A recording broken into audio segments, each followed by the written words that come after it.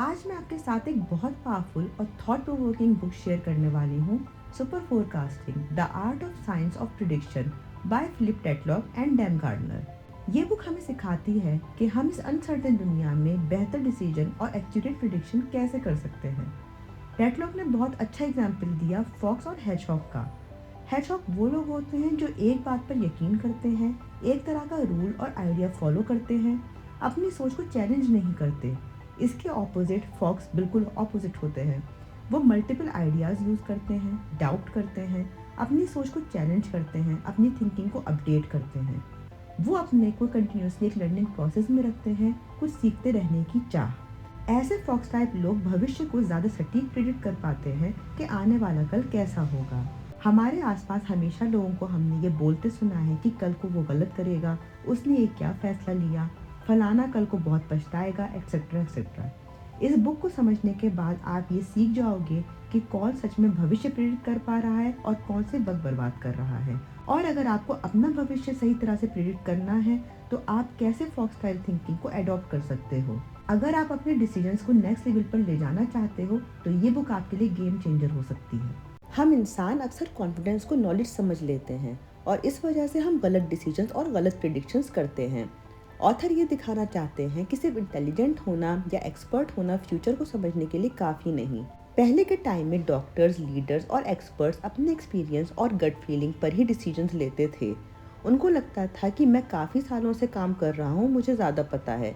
लेकिन जब later time में डेटा और प्रॉपर टेस्टिंग हुई तो पता चला उनके बहुत से डिसीजंस गलत थे और कई बार डेंजरस भी थे। डॉक्टर्स पूरे कॉन्फिडेंस के साथ ट्रीटमेंट देते थे। अगर पेशेंट बच जाता तो क्रेडिट डॉक्टर को मिल जाता और अगर मर जाता तो कह देते कि बीमारी बहुत बड़ी थी या होनी को कौन टाल सकता है। कोई ये सीरियसली टेस्ट नहीं करता था कि ट्रीटमेंट ठीक था भी या नहीं। कॉन्फिडेंस बिना टेस्टिंग के एक वहम से ज्यादा और कुछ नहीं। इंसान का दिमाग नेचुरली स्टोरीज बनाना पसंद करता है। हमारे आसपास कुछ भी सही या गलत होता है, हम उसके लिए फौरन एक रीजन या एक स्टोरी बना देते हैं, चाहे वो स्टोरी सही हो भी या नहीं। इसे इल्यूजन ऑफ नॉलेज कहते हैं। आगे ऑथर सिस्टम 1 और सिस्टम 2 थिंकिंग के बारे में बताते हैं। इसको मैंने डैनियल कानीमैन की book thinking fast and slow book के एक्सप्लेनेशन में बताया था और यहाँ भी ऑथर टेटलॉक उसी बुक के रेफरेंस से एक्सप्लेन करते हैं। सिस्टम 1 फास्ट होता है जो इंस्टेंट आंसर निकाल लेता है और सिस्टम 2 स्लो होता है जो डाउट करता है, कैलकुलेट करता है। प्रॉब्लम ये है कि हम ज़्यादातर सिस्टम 1 का यूज़ करते हैं क्योंकि वो इजी है, लेकिन फ्यूचर की फोरकास्टिंग और डिसीजंस के लिए सिस्टम 2 ज़्यादा ज़रूरी होता है। ऑथर रिपीटेडली ये पॉइंट एम्फेसाइज करते हैं कि डाउट वीकनेस नहीं, स्ट्रेंथ है। हम तभी आगे बढ़ सकते हैं जब हम क्वेश्चन करें और शायद मैं गलत हो सकता हूँ वाली थिंकिंग आए। ऑथर बताते हैं फोरकास्टिंग में क्लियर लैंग्वेज और क्लियर नंबर कितने ज़रूरी होते हैं। हो सकता है, शायद, चांस है जैसे वर्ड्स सुनने में सेफ लगते हैं, लेकिन बिना नंबर्स के उनका कोई रियल मीनिंग नहीं होता। अगर कोई कहता है देयर इज़ अ रिस्क, तो सवाल ये है कितना रिस्क, 10%, 50%, 90%। इस पॉइंट को समझाने के लिए ऑथर इंटेलिजेंस एनालिस्ट और CIA रिपोर्ट्स के एग्जाम्पल देते हैं। पहले रिपोर्ट्स में पॉसिबल, लाइकली, अनलाइकली जैसे वर्ड्स यूज होते थे, लेकिन हर रीडर इन वर्ड्स को अपने हिसाब से समझता था। किसी के लिए लाइकली का मतलब है 60%, तो किसी के लिए 90%। इस कंफ्यूजन को दूर करने के लिए बाद में CIA ने प्रोबेबिलिटी रेंज डिफाइन की, जैसे लाइकली 55 to 80%। आगे एक और इम्पॉर्टेंट आइडिया कैलिब्रेशन की बात होती है, जिसका मतलब होता है अगर कोई इंसान 70% कॉन्फिडेंस के साथ 100% प्रिडिक्शंस करे तो लगभग 70% उसमें सही होना चाहिए। अगर कोई 90% कॉन्फिडेंस के साथ सिर्फ 50% ही सही होता है तो वो ओवर कॉन्फिडेंट है। और अगर कोई सिर्फ 40% कॉन्फिडेंस से बोलता है लेकिन वो 70% सही होता है तो वो अंडर कॉन्फिडेंट है। लेकिन अगर आप अपने स्टेटमेंट्स पे सिर्फ 50-50 ही बोलते रहते हैं, कभी 20% या 80% या 95% जैसे बोल्ड स्टेटमेंट नहीं देते, हर चीज़ के लिए 50-50% कहना सेफ लगता है, लेकिन इससे आप बेहतर अंदाज़ा नहीं लगा सकते कि एक्चुअल में आगे क्या होगा, क्योंकि आपके पास प्रॉपर एविडेंस नहीं है। फ्यूचर को प्रिडिक्ट करना फ्यूचर को गेस करना नहीं है, ये अपनी सोच का मेजर करना है। जितना ज़्यादा आपके सोचने का तरीका क्लियर होगा उतना ही बेटर आपका अंदाज़ा होगा कि कल क्या हो सकता है। अब बात होती है ड्रैगन फ्लाई आई मेटाफर की, जो बहुत ही पावरफुल मेटाफर है। ड्रैगन फ्लाई की आंख इंसान की आंख जैसी एक सिंगल लेंस वाली नहीं होती, बल्कि हजारों छोटे छोटे लेंसेज से मिलकर बनती है। हर लेंस रियलिटी का सिर्फ एक हिस्सा दिखाता है, कोई मूवमेंट, कोई शेप, कोई लाइट, कोई डायरेक्शन। अकेले कोई भी लेंस पूरी तस्वीर नहीं दिखाता, लेकिन जब सब लेंस मिलकर काम करते हैं तब ड्रैगनफ्लाई को एक बहुत ही क्लियर और एक्यूरेट व्यू मिलता है। ऑथर इसी बायोलॉजिकल फैक्ट को ह्यूमन थिंकिंग के एग्जाम्पल के रूप में यूज करते हैं। ह्यूमन जजमेंट अक्सर सिंगल लेंस थिंकिंग पर चलता है। हमें जैसे ही एक स्ट्रॉन्ग एक्सप्लेनेशन या एक कन्विंसिंग बात मिलती है, हम उसी पर चिपक जाते हैं। फिर हम बाकी इंफॉर्मेशन को या तो इग्नोर कर देते हैं या अपनी एग्जिस्टिंग बिलीफ के हिसाब से ट्विस्ट कर देते हैं। बुक में इसी अप्रोच को हेज ऑफ थिंकिंग से जोड़ा गया है।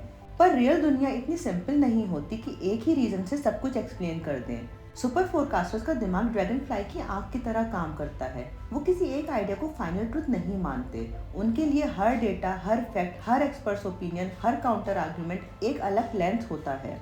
कोई भी लेंस अकेला डोमिनेट नहीं करता। वो सब लेंसेज को एक साथ रखकर पूरी पिक्चर देखने की कोशिश करते हैं। इस अप्रोच का सबसे बड़ा फायदा ये है कि गलतियों का इम्पैक्ट कम होता है। इससे फैसला ज़्यादा स्टेबल और रिलायबल बन जाता है। ड्रैगनफ्लाई आई मेटाफर ये भी समझाता है कि ये स्किल्स जन्म से नहीं होती, बल्कि प्रैक्टिस से डेवलप होती हैं। फोरकास्टर्स कॉन्शियसली अपनी थिंकिंग को तोड़ते हैं, अलग अलग पर्सपेक्टिव से एक्सप्लोर करते हैं और फिर उन सबको जोड़कर अपना जजमेंट बनाते हैं। इस प्रोसेस में ईगो कम होता है और क्यूरियोसिटी ज़्यादा। बुक इनसाइड व्यू और आउटसाइड व्यू कंसेप्ट पर आती है। इनसाइड व्यू हमारी नेचुरल टेंडेंसी होती है, हम स्टोरी, इमोशंस, डिटेल्स और इंट्यूशन पर फोकस करते हैं। आउटसाइड व्यू स्टैटिस्टिकल होता है, जो बेस रेट, हिस्ट्री और सिमिलर केसेस पर बेस्ड होता है। ज़्यादातर लोग इनसाइड व्यू में फंस जाते हैं, जबकि सुपर फोरकास्टर्स पहले आउटसाइड व्यू से स्टार्ट करते हैं और फिर इनसाइड व्यू पर आते हैं। सही फोरकास्टर्स फ्यूचर को एक बार गैस करके छोड़ नहीं देते, बल्कि अपनी प्रिडिक्शंस को टाइम के साथ बार बार अपडेट करते रहते हैं। ऑथर समझाते हैं फोरकास्टिंग लॉटरी टिकट जैसा नहीं होता, जिसे एक बार नंबर डाल दिया और फिर भूल गए। फोरकास्टिंग एक लिविंग जजमेंट होता है, जो नई इन्फॉर्मेशन पर थोड़ा थोड़ा बदलना चाहिए। यहाँ पर सुपर न्यूज जंकीज का कंसेप्ट इंट्रोड्यूस होता है, मतलब ऐसी फोरकास्टिंग जो न्यूज को बहुत क्लोजली फॉलो करते हैं बिना पैनिक हुए। ये लोग हर ब्रेकिंग न्यूज पर जंप नहीं करते, बल्कि देखते हैं क्या ये इन्फॉर्मेशन एक्चुअली प्रिडिक्शन के लिए मीनिंगफुल है या सिर्फ नॉइज है। फिर बुक साइकोलॉजी की तरफ जाती है और बताती है कि इंसान अपने बिलीफ से इमोशनली चिपक जाता है। जब हम किसी बिलीफ को अपनी आइडेंटिटी का हिस्सा बना लेते हैं, तो नई इन्फॉर्मेशन को एक्सेप्ट करना मुश्किल हो जाता है। ऑथर जेंगा टार मेटाफर का यूज करते हैं। हमारे बिलीफ एक टार की तरह होते हैं, कुछ बिलीफ ऊपर होते हैं, कुछ नीचे। जो बिलीफ आइडेंटिटी के बिल्कुल बेस पर होते हैं, उन्हें बदलना मुश्किल होता है, क्योंकि उनके हटाने से हमारी पूरी सोच का पूरा टार गिर सकता है। सुपर फोरकास्टर्स अपने बिलीफ्स को लूजली हेड ब्लॉक्स की तरह रखते हैं, ताकि उन्हें जरूरत पड़ने पर एडजस्ट कर सकें, बिना पूरी पर्सनैलिटी को हिलाए। अब डिल्यूजन इफेक्ट को स्टॉक मार्केट का एग्जाम्पल देकर बताया गया है कि ज्यादा ट्रेडिंग अक्सर ओवर रिएक्शन का रिजल्ट होती है। रिसर्च दिखाती है जो लोग बार बार बाय सेल करते हैं, वो अक्सर कम रिटर्न कमाते हैं। वजह ये है कि वो हर छोटी खबर पर रिएक्ट करते हैं। सुपर फोरकास्टर्स का स्टाइल इससे उल्टा होता है, low emotion attachment, low commitment, high flexibility. अब book Bay of Pigs invasion की कहानी पर आती है। बे ऑफ पिग्स इन्वेजन 1961 में हुआ, जब यूनाइटेड स्टेट्स ने CIA के थ्रू क्यूबियन एग्जाइल्स को सपोर्ट करके क्यूबा में फिडेल कैस्ट्रो की कम्युनिस्ट गवर्नमेंट को गिराने की कोशिश की। प्लान ये था कि एग्जाइल्स क्यूबा के बे ऑफ पिग्स एरिया पर लैंड करेंगे, लोकल लोग अपराइजिंग करेंगे और कैस्ट्रो का सिस्टम कोलैप्स हो जाएगा। लेकिन प्लानिंग फ्लॉट थी, इंटेलिजेंस गलत थी और क्यूबियन आर्मी ने इन्वेजन को क्विकली क्रैश कर दिया। इस फेलियर से अमेरिका को इंटरनेशनल एम्बेसमेंट हुआ और ये एग्जाम्पल बन गया ओवर कॉन्फिडेंस, ग्रुप थिंक और पुअर फोरकास्टिंग का। टेटलॉक दिखाता है कि JFK एडवाइजर एक्सट्रीमली इंटेलिजेंट थे, लेकिन फिर भी उन्होंने एक डिजास्टर्स डिसीजन अप्रूव कर दिया। प्रॉब्लम इंटेलिजेंस की कमी नहीं थी, प्रॉब्लम थी ग्रुप थिंक। एडवाइजर्स एक दूसरे को चैलेंज नहीं कर रहे थे, एजम्पशंस को टेस्ट नहीं किया जा रहा था और सब लोग एक ही डायरेक्शन में सोच रहे थे, इसलिए गलती डिटेक्ट ही नहीं हो पाई। इसके बाद बुक क्यूबियन मिसाइल क्राइसिस का कंट्रास्ट प्रेजेंट करती है। बे ऑफ पिग्स के बाद केनेडी ने अपना डिसीजन मेकिंग स्टाइल चेंज किया। इस बार उन्होंने डिसएग्रीमेंट को इनवाइट किया, एक्सपर्ट्स को अलग अलग रूम में बिठाकर सोचने दिया। यहाँ एक पावरफुल लेसन निकलता है, जब लोग रिस्पेक्टफुली डिसएग्री करते हैं तब ब्लाइंड स्पॉट सामने निकल के आता है। यहीं से book group think versus collective intelligence का डीप एनालिसिस शुरू करती है। टेटलॉक एक्सप्लेन करते हैं कि ग्रुप दो तरह से फेल करता है, या तो वो इतने पोलाइट हो जाते हैं कि कोई टफ क्वेश्चन नहीं पूछता, या फिर इतने क्योटिक हो जाते हैं कि कोई सुनता ही नहीं। बुक यहाँ ये भी क्लियर करती है कि डाइवर्सिटी का मतलब डेमोग्राफिक डाइवर्सिटी नहीं, बल्कि कॉग्निटिव डाइवर्सिटी होता है। अलग बैकग्राउंड, अलग डिसिप्लिन, अलग थिंकिंग स्टाइल, ये सब टीम को स्मार्ट बनाते हैं। अगर टीम के सब लोग सेम थिंकिंग, सेम आइडियोलॉजी और सेम एजम्पशन शेयर करते हैं तो वो टीम वीक हो जाती है, चाहे मेंबर्स इंडिविजुअली कितने भी स्मार्ट क्यों ना हो। बुक के एंड में टेटलॉक एक्सप्लेन करते हैं कि नंबर से डरना एक गलती है, लेकिन नंबर्स को अंधा फॉलो करना भी उतना ही खतरनाक है। फोरकास्टिंग में प्रोबेबिलिटीज का यूज जरूरी है, पर इसका मतलब ये नहीं कि हर चीज को मैथमेटिकली परफेक्ट बना दिया जाए। नंबर्स टूल हैं, ट्रुथ नहीं। जो चीजें काउंट हो सकती हैं उन्हें काउंट करना चाहिए, और जो चीजें काउंट नहीं हो सकती उन्हें इग्नोर नहीं बल्कि जजमेंट के साथ हैंडल करना चाहिए। ये बैलेंस ही सुपर फोरकास्टिंग का कोर है। इसके साथ एक powerful idea, the question that counts, पर टेटलॉक बताते हैं कि ज्यादातर लोग गलत सवाल पूछते हैं, जैसे क्या नॉर्थ कोरिया वॉर करेगा। ऐसे सवाल यूजलेस होते हैं। फोरकास्टर सवाल को तोड़ते हैं छोटे मेजरेबल टाइम बाउंड क्वेश्चंस में, जैसे मिसाइल टेस्ट होगा या नहीं, कब तक होगा, किस टाइप का होगा। ये प्रोसेस अनसर्टेनिटी को खत्म नहीं करता बल्कि उसे मेजरेबल बना देता है। इस पूरे सेक्शन की बॉटम लाइन ये है कि फोरकास्टिंग कोई मैजिक पावर नहीं, ये एक डिसिप्लिन है जो स्लो, अनकंफर्टेबल और ईगो चैलेंजिंग है। जो लोग फ्यूचर को सर्टेनिटी के साथ अनाउंस करते हैं वो अक्सर गलत होते हैं, और जो लोग प्रोबेबिलिटीज और ओपिनियंस के साथ सोचते हैं वो ज्यादा सही हो जाते हैं।